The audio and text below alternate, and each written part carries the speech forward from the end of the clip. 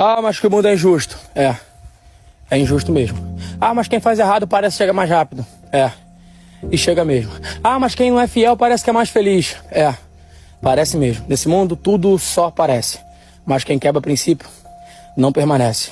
Constrói da forma que for. Se não for certa, não vai prevalecer.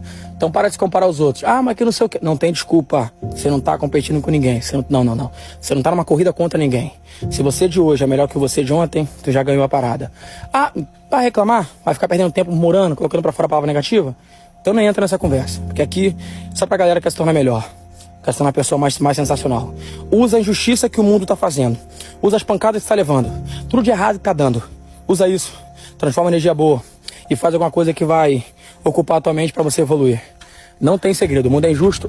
Mas quem quebra princípio não prevalece. Quem faz errado pode até chegar mais rápido. Mas um dia a casa cai. Faz certo. Sempre dá certo.